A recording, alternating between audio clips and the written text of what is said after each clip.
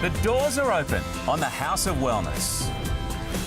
First up, we'll find out what an unhealthy pet means to your family. The secrets of what your fragrance can say about you. Looking younger, we go in search of the fountain of youth. Voila, let's look at your pigmentation, and there they are. Plus, it's natural occurrence we'd rather not talk about, but is passing wind good for you? Everyone needs to understand that the gut is a core dictator to so many secondary responses, especially immune responses. All that and much more coming your way today. So let's all get well, stay well, live well, and look fabulous. Right here in the House of Wellness. Hello, Australia. So nice to see you. Welcome back to the House of Wellness, and so great to have you with us again. Yes, it is great to see you here again, and it is another full house, Ed. Indeed it is, and here's a question for you. Could an active mind and body be the key to the prevention of dementia? We'll be talking about that later. Gerald is back with your calls and questions on all things health. Your lover boy Sam Wood will be in later today to put you through your paces. Are you going to be all right? Would we really say that? I'll be okay. I've been doing my crunches. Okay, and thanks to everyone for the great feedback we've been receiving on the houseofwellness.com.au website. We have so much info on there, Ed. Have you been on? You're There's incredible. tips on beauty, lifestyle, food, everything and anything. Great tips for everyone. And while you're on that site, it's a great one, you can contact our team. You can ask Gerald Quigley a question or call us directly on 1800 469 788. We are here to help. And you know, you can do more than just like us on our Facebook page. There are loads of videos with interesting info from the benefits of dog walking to eating chocolate. I like to do those two at once. Perfect multitask. Yeah, perfect. Get in touch. We want to hear from you. Well, let's jump into things. Now, a dog, as we know, is man's best friend, loyal, protective and reliable. Goodness gracious, I love them. We embrace them as family members. We exercise them, we feed them and we shower them with so much love. But could our pets be harming the family? Well, joining us to explain is vet Dr. Julie Summerfield and her furry family member Zorro. Hello to you both. Good morning, how are you? I'm going to be so distracted now. Yes, I know. It does He's look gorgeous. mighty comfy. I Yes, mean, this is he the is. irony. Pets have been shown to keep us really healthy because we get out and Absolutely. exercise them. Yes. But we don't think about their health as much as we do our own and our Well, kids. yeah, we can forget that just like we have all our own sort of resident bacteria and things like that that we carry naturally, they do as well, and we can pick diseases up from them if we don't do the right Really? thing. Yeah, it's zoonoses they're called, or zoonotic Is it diseases. because they lick their privates and then lick? That could be part of it, yeah. Okay. So, yeah, you know, there's the odd fungus or bacteria. Worm eggs are another one. These are all microscopic, and if we handle them or if they've licked their privates and then licked their coat, Okay. it could get on our hands if we don't wash our hands. So when I bury my face into the dogs, not good? Well, I think hugs are probably better. Could Zoe have fleas, is I guess what we're asking. Actually, that's the other thing Only I forgot. Yeah, fleas are a big issue that you know you can get bitten yourself. So there are a few things. Okay. But very easily Precautions. preventable. Let's talk about Yeah, precautions. precautions. Don't put my face in the fur. Look, I go hugs instead of kisses. I'm always saying to my kids, do you know where that tongue's been? Because they're like, oh, we need to kiss Zorro, he's so gorgeous. But yes, sniffing the most rotten, stinky thing they can dead find, beans, other bottoms, and It's a good heaven time for knows them, what. not a good time for us. Yeah, that's right. So you don't really want that. And you could ingest worm eggs, and that can actually be very serious. They can turn into little larvae inside our bodies and cause blindness and all sorts of serious stuff. Wow. So you don't want that. Okay, no. Prevention. We talk a is- lot on the show about possible supplements and so on. Do dogs need those sort of things, or do they get enough from their daily can of food? Or... Oh, it depends what they're eating. Depends on lots of things, how much exercise they're doing. He's very tired. But certainly we do need to be watching out for certain preventative diseases that we need to treat against, that being worming every 3 months, using flea and tick products, heartworm disease, regular vaccinations, that kind of thing to keep your pet healthy. And depending on your area, you can talk to your vet and find out what a problem baddies are around. in your area, but certainly worming is a big one that you need to. And there's lots of products out there for all sorts of things. Some are combinations.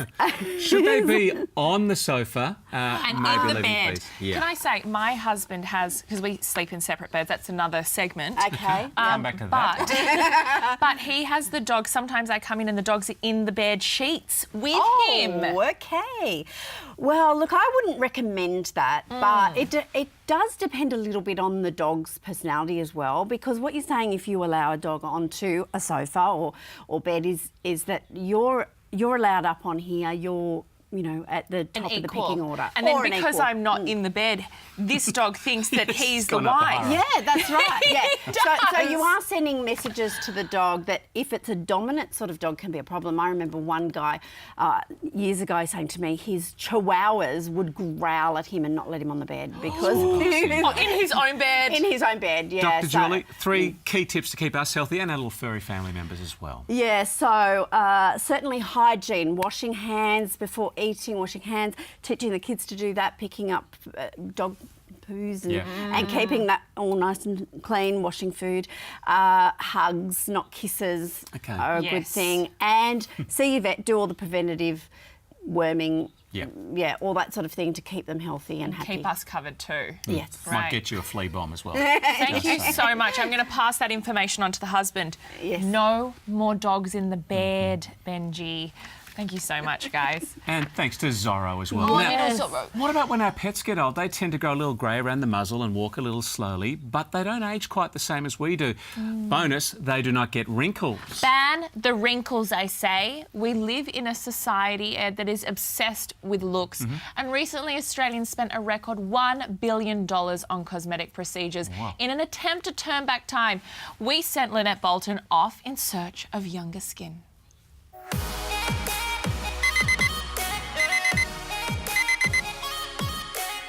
This is definitely not my favourite part of the day. Waking up followed by the obligatory makeup ritual. And look, I know what they say, beauty is only skin deep. But it's actually amazing how deep that skin goes and what we have to do to keep it healthy. In search of younger skin. I've been looking after my skin since I was probably about 12 years old. A good routine in the morning and night, professional products with good ingredients. I'm big on sort of eating stuff that I think is really, really good for my skin. You know, when we're in our 20s, we look perfect. And then after that, it's a downhill slide. I always wear a serum, sunscreen, moisturiser, and also have some injectable treatments too. Skin, our largest organ, is made up of 3 layers. The hypodermis, which acts as insulation and padding, while the dermis provides structure and support, and the epidermis functions as a protective shield for the body. The quest for younger skin has a long history. Cleopatra used to bathe in donkey's milk, whereas the women of the 18th and the 19th century would cover their faces in toxic white chemicals. Here I am, a couple of 100 years down the track at the Beauty Expo Australia to explore all the latest wild and wonderful anti-aging treatments.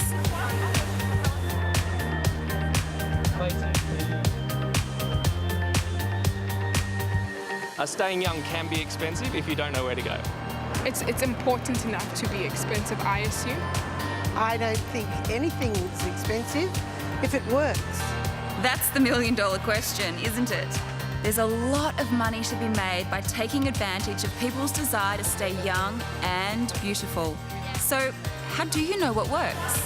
I think ageing crosses over so many facets, from lines and wrinkles to brown spots and pigment to redness within the skin. And generally when we're actually treating the skin, we're treating all of those different avenues, and not one treatment as a one-off treatment is going to find all of those solutions. But I think within Australia, because the sun causes so many problems, such as fine lines and veins and pigment on the skin, that you need to have a great cross-section of all of those. The first step is to get my skin analysed, and I've heard of a new machine that exposes all of the years of damage in a few horrifying photos. Oh, hello.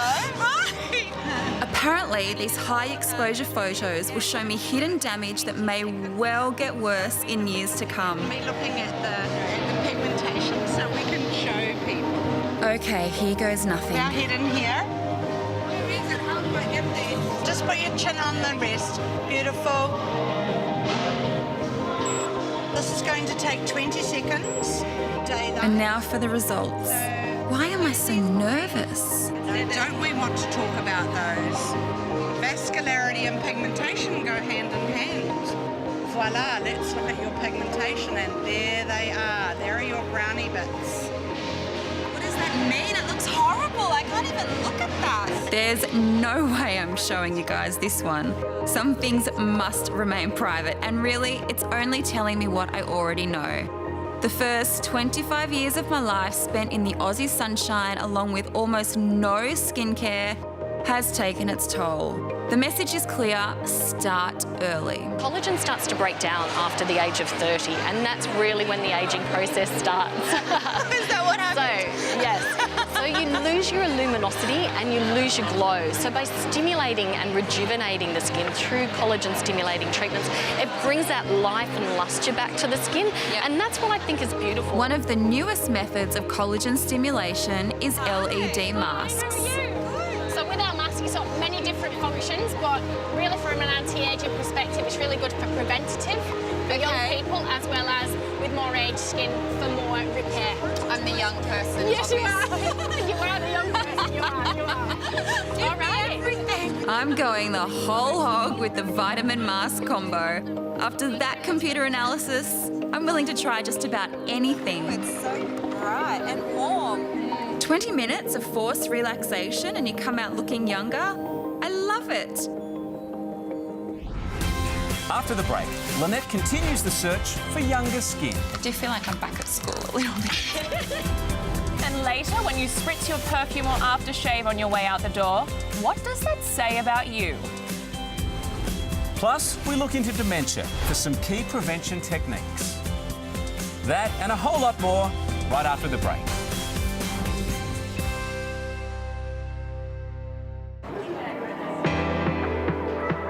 One message I got loud and clear from the Beauty Expo was a need to start your skincare at a young age. And a great way to do that is to learn about making cosmetics from scratch. So I'm heading to a DIY workshop in Bondi Junction.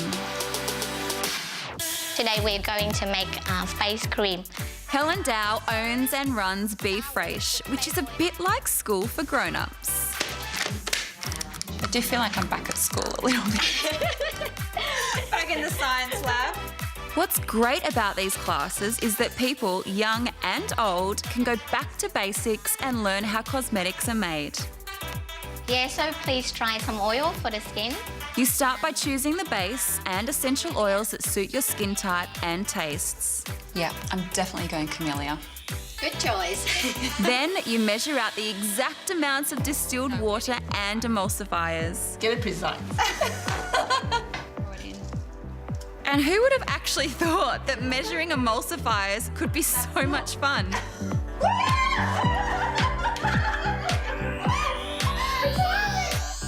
It all then gets heated up and mixed with vitamin E, stirred and cooled and tested for pH before you pack it up and take it home. I think I know what everyone's getting for Christmas. So I thought I'd do a little comparison between a very well-known popular anti-aging cream that I've got right here. Just gonna rub it into my skin. The big difference here is the anti-aging cream has scientifically designed active ingredients, and that's what you pay for. Anyway, that is the anti-aging on that side compared to the one that I made earlier. The DIY cream doesn't have any anti-aging ingredients, but there is that sense of satisfaction knowing you made it yourself. They feel the same to me. This one's actually probably a little bit lighter, so I think it's absorbing into my skin a little bit better, but they feel pretty similar. Well, there's no doubt the anti-aging industry has come a long way since Cleopatra was bathing in donkey's milk. But the most important message from all of this is to start young and protect yourself from our harsh Aussie sun. Story. Lynette is with me now. Those UV scanners look like a turbocharged close-up look at your skin. Your skin looks amazing, though, considering we're Australians. Thank you. Yeah, I think the thing with the scanner is it gets right into the nitty-gritty. So the things that you can't see are really obvious in the scanner. But you're right, we do live in Australia. There's a lot of sun and we just have to protect ourselves. Makes you think about our young ones. You've got young girls, what we do to this, perfect skin. What steps can we take to look after our skin 30+?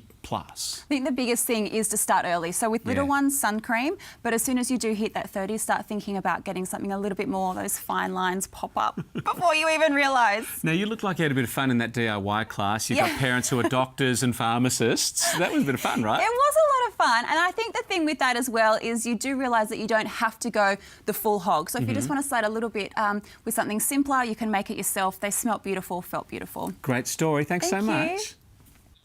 Smell is the strongest of all the senses, so when choosing a fragrance, it can be similar to choosing a Facebook profile picture. Lots of pressure there.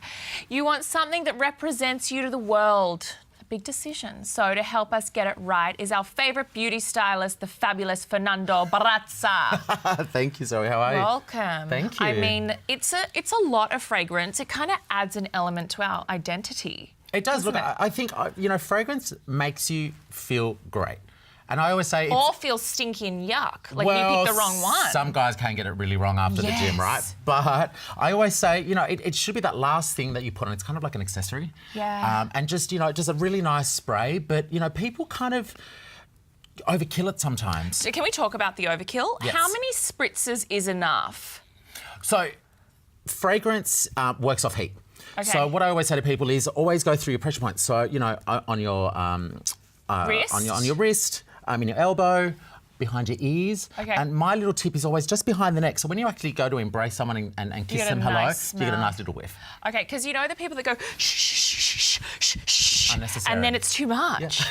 Right? That's Putting just it into too your much. hair is not going to help. I Too I much. do love picking up a jacket sometimes or and you a go, furniture and go, because it brings memories. Right. That's a whole thing about fragrances. Sometimes an ex-boyfriend or ex-girlfriend.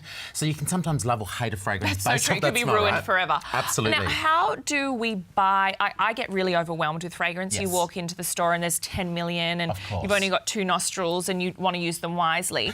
How do you pick the right fragrance? So honestly, there's 4 really common fragrances that are bought across the world. So there's that really beautiful floral fragrance that a lot of women have, that really soft and feminine sort of look. I think that's me. I think I'm like florally. Florally and feminine. But not too sweet. Like but a nice do you like fresh? it aquatic? There's like that aquatic fresh love aquatic. look as well. Can you do aquatic floral or is that weird? You can kind of combo it. Like there's always a lot of different tones to fragrance. It's not just that one smell. I always find that Oriental is a little bit masculine and also goes a lot of Musky? men.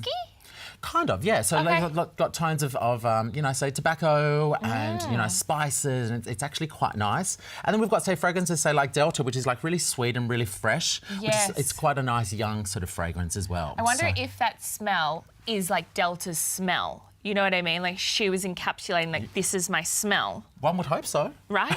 I guess that's probably what she loves, I think when you're smelling all those tones all into one bottle. Love that. Okay, Exactly. so this is really important. Yes. For all the men out there, listen up. This is super important.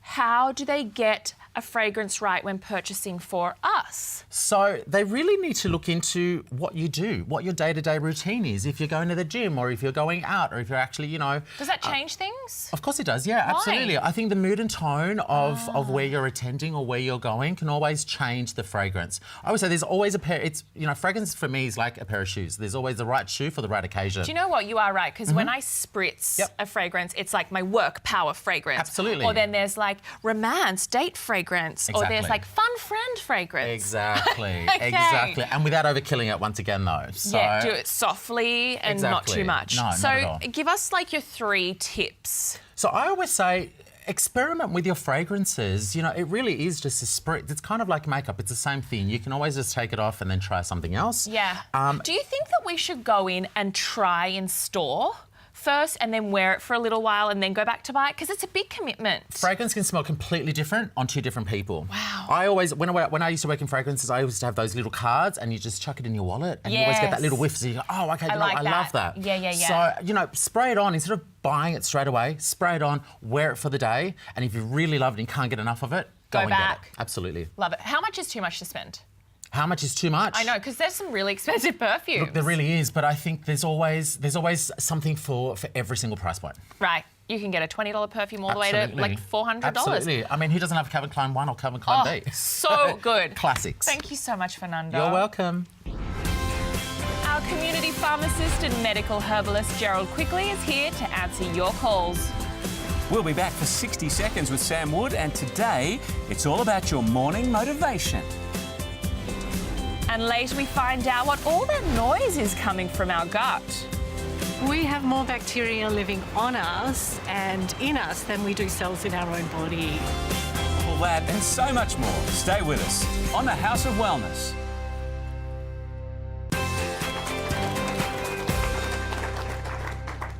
Welcome back, everyone, to the House of Wellness, joined once more by our community pharmacist and medical herbalist, Gerald Quigley. GQ will take on all your calls and questions. You can phone through or email us as well. Hello, Ed. Hello, Zoe. Hello. Very well. Now, as women, well, maybe men too, we love to go and have a little pedicure. Now, Ed does, but... Look, there's no shame in it. A girlfriend of mine went, though, to a salon and she came out a couple of days later with this feral fungal infection. What do you do? It can happen. It's a risk when you have your nails done regularly, but the fungus may have been there before she went in. On herself? Yes. Okay. No, just in those areas around her toes. So there are a number of things. It's a slow process, but it is treatable. And you get, there's a variety of products. Some you put on once a week, some you put on twice a day. Speak to your pharmacist. Let the pharmacist actually see your toe, see the area, which will probably put him off his lunch, but see the toe, make the best call and be patient. It sometimes will take 6 months. Should you, like, not share shoes and things? There's a fungal infection sharing spread. shoes? I don't know, I'm just asking for the people out there. Don't judge them. The thing is probably to avoid is nail polish, because nail polish actually can interfere with the surface of the nail. So for when you can, in fact, you can get a nail polish with an antifungal in it now as well, which is interesting. Okay. Good one. Let's get to some of your questions now. We'll take a caller standing by in Perth. Yvonne, go ahead. Hi, my name is Yvonne. I'm feeling very tired. I am 60 and wondering what multivitamin I should take. Spruce up for Yvonne, maybe? 60 is young these days. Yeah, 60 is the new 40. Yvonne, a multivitamin is really good because, as we've heard, you can't get all the nutrients in the food that we used to get. Yep. And besides, we probably don't have the right number of portions of fruits and vegetables across the day. So having a multivitamin once a day fills in the gaps. Lots of different types. Get some advice, but no brainer, Yvonne. Go for it. So everyone should have a multi. Well, there's not a downside to taking a multi. We hear all this pathetic, it's expensive and all that. That's just a throwaway line. Okay. And studies show long-term ones, our health improves the longer we have multis and supplements, yeah? All right. Let's grab an email. This is from Anne in Ferntree Gully. She writes, Gerald, my husband has a burping problem. After he's eaten and later on too, he already takes Nexium each day. Doesn't seem to be helping. Yes. Reflux. Well, I think it's a man's right to be able to burp. And a woman's. Well, let's not be sexist. Women can pass the wind. The medication that Anne's husband is taking can actually not just be used to treat the problem, it can actually cause the problem as well. So, Anne, your best shot is to get some advice for some digestive enzymes to help restore the levels of acid so he will be able to digest food correctly. Like kombucha? Well, kombucha is a tea, yes, which is good. It settles the good bacteria, and a probiotic as well. So we're just restoring the whole digestive process. Yes. Digestive enzymes, probiotic. Okay, and we'll take a look at gut health with your story a little bit later on. Very interesting topic. Next on the line, we have a young caller with a big question. Go ahead. Hi, how do you deal with head lice, and where does head lice come from? Yeah, that's a question. That's we get the a really letters. good question. We get the letters each week from the headmaster, don't we? Yes, yes, you do. We're well past that, thank goodness. You get head lice from your best friend normally because kids play together. Kids play. Well, share. And there are many treatments around, and really it's a matter of this young fella's mum following the instructions, doing it exactly, and checking as that treatment program goes through that the lice are disappearing. And there's eggs as well. Do you know, I've seen a head lice clinic where you just drop your kid off and they do it all for you and get your kid back. It's like a grooming for dogs with fleas. Drive-through? That'd be handy too, yeah. All right, let's take a look at what everyone's talking about this week on our social media feeds. I chose this one, not for the reasons you might think straight up. I mean, it's a pretty shot, lovely thing. This is from Dr. Rachel. Summer's on its way, but she's got some great tips on the importance of eye protection. Now, we spoke about blockout for our kids' skin, but our kids who'll spend all day in the sun need some eye protection as well, because... From what age would you say? Oh, look, they look... Two? Well, they look cute in their little size sort of sunglasses, don't they? But think about it, they're playing in the water all day, the rays are bouncing off the water surface, or on the beaches where it's white and bright off the sand. And they're looking at screens these days more than there's a lot of pressure on the eyes. So great tips there. Dr. Rachel, get them some sunnies. They'll really enjoy wearing them, I reckon, too. This one, GQ? Well, this one caught my eye, Zoe and Ed, and this is American actress Blake Lively, famous from Gossip Girl. I didn't know you followed Blake Lively. All the time. What? You surprise me every day. What happens in that show? I'll find out and let you know. And she made the successful transition into a movie star. She's posted an important message for parents of newborns and toddlers. Yeah. It's going to be me. There's considerable difference in the technique of CPR, and it's important to understand that. And you will need, as a new mum, you'll need to learn that process. It is so important. So for a newborn baby, you learn the CPR? Yes, but it's different because you hold the baby really on your arm. So you go and attend a class. We should all go together just in case you're babysitting. Really good one for your confidence, to know you can just cope with that in an emergency. And it's helpful. That's Gossip Girl information. I love that. I'll keep you posted on Gossip Girl as time goes by. Thank you. Now, as you know, there are many great health awareness campaigns, and this September we have Liptember. Here we have campaign ambassador Sophia Cashier at the launch for Liptember. Yeah, it was launched in September 2011, Zoe. The campaign, as we know, raises awareness and funds for women's mental health, and they've got many beneficiaries. They include Pretty Foundation, which is a not-for-profit organisation, and that's committed to empowering women and girls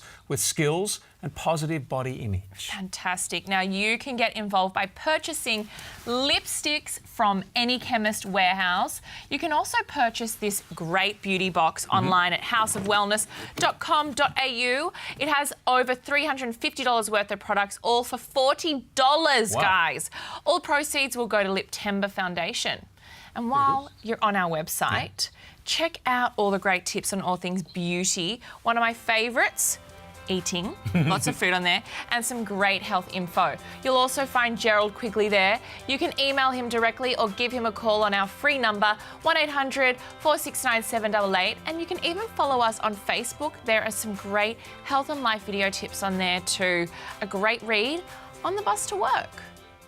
Do you want to just jump out of bed with a bounce every morning? We've got 60 seconds with Superfit Sam Wood again to help us start the day in the right frame of mind. Hello, mate. G'day, Ed. All right, what do we need to do to start the day with the right intent? Well, as you know, most people jump out of bed. I'm sure our watchers will be relating to this, and the first thing they do is they check their phone or turn the TV on. If that's you, before you do those things, I know it's hard. I know you need to check what's been happening in the technical world, but slow down and do 3 things. Okay. Now, 3 very simple things, and I think I always look at my dog. I've got a dog, Hendrix, and the first thing he does in the morning is have a big stretch, and I think we can learn from that. Yeah, good point. So we're going to stretch. Okay. So we're going to go down. Like a dog. That's it. Our arms are heavy, our head is heavy, and we're going to come up. Not too fast, because we've been lying down. I've been sleeping with a very pregnant fiancée, so not getting the greatest night's sleep at the moment, but that's okay, but we go down. It's going to get worse, mate. That's what I've been told. And we come up, so we do that probably 5 times, guys, and then we want to just loosen up the lower back. You've been sort of squashing everything, and we just want to rotate. Okay. So it's gentle rotation. Do you hear the crack? Oh, yeah, there it is, there it is. Whoa. That's it. Don't see too many dogs at the chiropractor, so there we go. That's a good point. Cats too? That's cats too, that's right, if you're a cat person. Oh. And then, so simple, but have a big, long glass of water. I'll get them. Beautiful. Ripper, mate. Beautiful. Cheers. It's so easy to get dehydrated, so get ahead of the 8 ball. Cheers. Fantastic stuff. Stick around, plenty more to come on the House of Wellness. We look at calcium and its vital role in maintaining healthy bones. Gerald Quigley will be back. And next up, we answer a question you've always wanted to ask, but were probably too polite. Is farting good for you? See you back here, straight after the break on the House of Wellness. Everybody does it, and though it might be frowned upon in public, passing wind is a completely natural part of the human digestive process.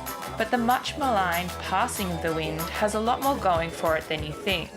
But passing wind can be an indicator of your inner health, with the gut and its bacteria now really being understood. So, is passing wind actually good for you?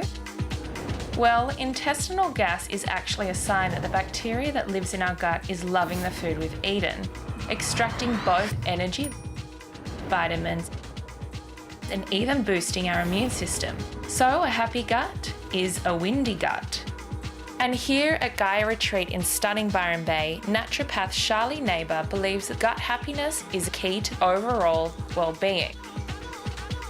So what happens is we've got special cells in the gut lining and they actually produce 90% of our serotonin levels. The feel-good hormone. The feel-good hormone, the neurotransmitter The that 90% actually... from your tummy? Yeah, from your tummy. So it regulates your mood. Yeah, if the cells aren't working the way they're meant to because we've got inflammation and dysregulation down there, then of course not producing that same amount of serotonin will affect the way that the brain functions. So we will be inclined to feel depressed, to have a low mood, to feel unsettled. Everyone needs to understand that the gut is a core dictator to so many secondary responses, especially immune responses. So if you are getting eczema, you're getting hives or asthma or some kind of autoimmune condition, definitely a good idea to look into the gut. It's vital. It really makes a big difference. According to Google, gut health is actually one of the most popular search terms in Australia. So people are desperate to know how something as tiny as tummy bacteria can have such a huge effect on their well-being. I've called on GP Dr. Carol O'Shaughnessy to throw a little more light on these microscopic powerhouses. Well, Zoe, we have more bacteria living on us and in us than we do cells in our own body. Wow.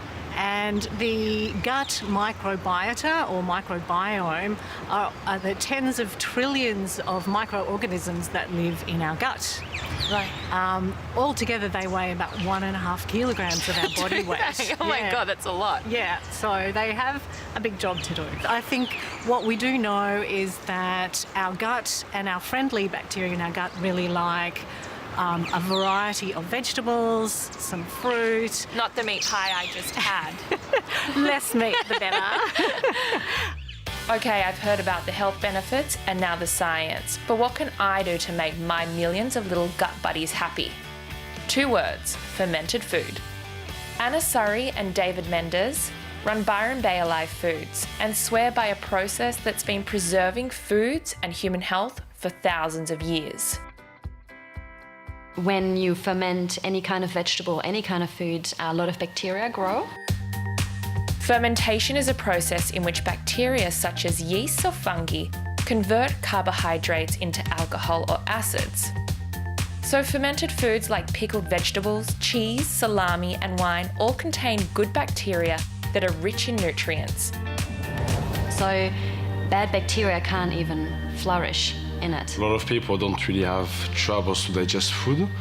Like me, I don't really have any issues, but with this I can really feel the difference of digesting things properly. For as long as I can remember, I was struggling with always being sick. I always had colds and flus. I really looked at my diet and changed my diet, my lifestyle, and especially introduced fermented foods.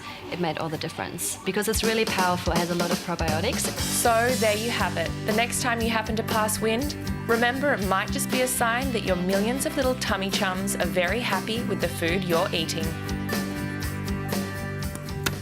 Very interesting topic, Zoe. Delicately handled, I must say. But the gut health really plays a huge part in our happiness. I know, for the Amazing. brain and the second brain, the tummy. So I followed like a religious program and I didn't get sick for a year. Wow. Like no flus, no colds. And then I got lazy and then I got a cold. So it really can help. And such a growing awareness in the community now of fermented foods as well, going down that angle. I hear you need to start slowly. Very slowly. But do you know what they taught me as well, which was fascinating, is feeding your baby a little bit of sauerkraut juice, you know, that comes in the liquid. Does not sound pleasant. And it will build up their gut health from a really early age, which will obviously stop colds and flus like we heard earlier today. Growing up, my best friend's mum was Austrian. She would make the schnitzels, but always the sauerkraut, and the smell of it has traumatised me You've for got to life. watch out, though, because too much too soon makes you toot, toot, toot, and not in a good way. Great story. Thank you. Now, don't forget, we are everywhere. Every Sunday morning, we are on the radio with Larry Emder and the team at the House of Wellness, which includes GQ. You will hear us on 2GB in Sydney, 3AW in Melbourne, 4BC in Brisbane, also 5AA in Adelaide and 6PR in Perth. Lots of great tips and calls for you on the radio shows. Still to come, pharmacist and medical herbalist Gerald Quigley is back with the A to Z of vitamins. Dementia. We find out the key moves for your brain and body for prevention. We'll see you soon back here on the House of Wellness.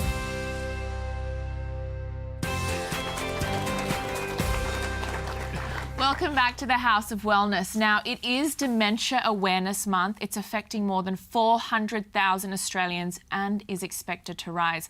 What can we do about it? Yeah, to answer that question, joining us today from the Brain and Mind Research Institute at the University of Sydney, Professor Michael Valenzuela. Hello to you. Hi there. This is an amazing stat. Why is dementia taking so many of us out? Really, the fundamental reason is that as a society, we're getting older, and age is the #1 risk factor for dementia. So that's really driving those numbers now and what we're projecting into the future. Is there any major things we can do to prevent the onset of dementia? Look, there's no guarantees, but really when we talk about prevention in the dementia space, we're talking about reducing your risk or trying to prevent some people in the general population. So from that point of view, we're learning more and more that a large part of that risk is lifestyle related. So a lot of things we already know about, like a healthy heart. Yes. Healthy heart means a healthy brain. And at the same time, we're learning that we have to treat the brain like a muscle. So we have to keep exercising it and challenging it your whole life. We seem to think of it as a seniors. Well, you know what, when you bring that up, I always say it has to be more than that. It's more like learning a new language. That's the kind of level of challenge we need. Not just a puzzle. Yep. And are we thinking of it as a problem for seniors or something we should think about in our younger years as well? It's a lifelong thing. You know, if you want to try and minimise your risk down the track, you've got to start really early. So you've got to start looking after your heart health, not smoking, a bit of exercise in your daily routine. All of those things we know are good for your physical health are going to help prevent dementia down the track. Now, you were saying there is a rise in dementia being caused by age. Are there any other external factors that we know of? You know, it becomes very complicated when you start looking at the statistics and the science. The big factor there is that we're getting older as a society. There's lots of other forces that are driving things. So, for example, we know there's an obesity epidemic in the younger part of the population. What is the impact of that down the track going to be? It's probably negative. On the other side, we're living longer and we've generally got better heart health and control of, for example, hypertension or high blood pressure. So it is difficult to project, but I think the dominant factor there is the ageing population. Busy mind. I mean, my lovely grandmother lived to nearly 101. And she would travel the world. Every time she'd stop walking at a traffic light, she'd pull out a postcard, write a letter. Just busy mind all the time, up until nearly the day she died. That's wonderful. And I think that's what we're trying to encourage and trying to really emphasise that connection, but thinking of your brain like a muscle. If you don't do any physical exercise, then your muscles waste away. If you're not challenging your brain, it's not going to be operating at its peak performance. So also keeping socially active, like as in, you know, going and playing bingo and getting out there and doing activities? It's very important. The last thing you want to do is just isolate yourself in the home, particularly after retiring, because you're losing all of that stimulation. So social activity is really important. What are some key factors then for prevention of dementia? I talk about it in my book as the 3 keys. There's mental activity, physical activity and social activity. So if you can think about, you know, a type of pastime or leisure activity that combine all of those three things, that's going to be perfect. An example of that? My personal favourite is dancing, because in is dancing, it now, yes, it is. Professor? Dancing involves, you know, you've got to memorise some routines. It's very social, And obviously it's physical. Any particular dance, Professor Valenzuela? Well, my personal favourite's the tango. Of course it is. Fantastic. Thank you so much It's been a pleasure. helping us. We better start getting social, getting out to bingo together. Look, if it's a tango we need, it's a tango you should have. And you know what? There is no time better than right now. Where is my music? Do you have a man? Where is my man? Oh my goodness, we have a man. Look out, it's on. Look how tango he is. So tango. I'm not an expert. We are going to the break with a little tango here at the Casa de Wellness. Arriba! Is Good that wrong? moves.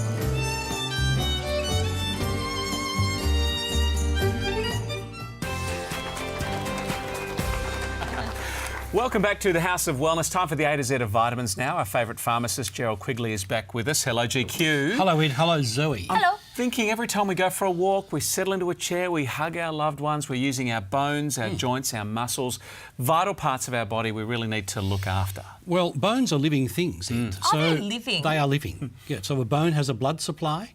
You try In it? Yes, inside. I thought the bone was just a bone. No. You're a fascinating man. It is a living part of your body, so you've got to nurture it. Yep. And that's why we talk calcium. Calcium's got other functions as well.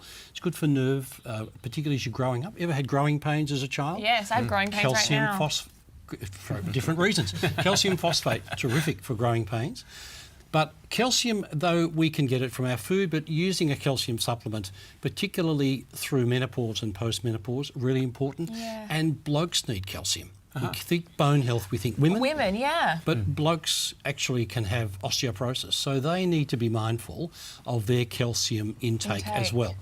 Right. Regular dairy, very important. None of the low-fat stuff. Stay away from that. No, go full fat, right? Regular dairy, because it's a lot of evidence now that's changing that's saying we should be supporting it. Alrighty, a couple of questions before we go. Gerald, this is an email. I need your help. I get cold sores all the time on my top lip. Is there anything I can do to stop these? Asks Jane via email in Brisbane. Not the kind of lip timber action we want, is it? No. Cold sores specifically, Ed, lysine. Lysine is the amino acid that just blocks cold sores completely. Is that a cream or...? No, it's a pill that you take. Okay. Because there are antiviral creams around, Zoe, but you've got to use them at the first tingle. But if you're prone to cold sores, lysine all the time, step the dose up when you feel them coming on. Got it. All right. On the phone, Michael standing by in Windsor. Go ahead, Michael.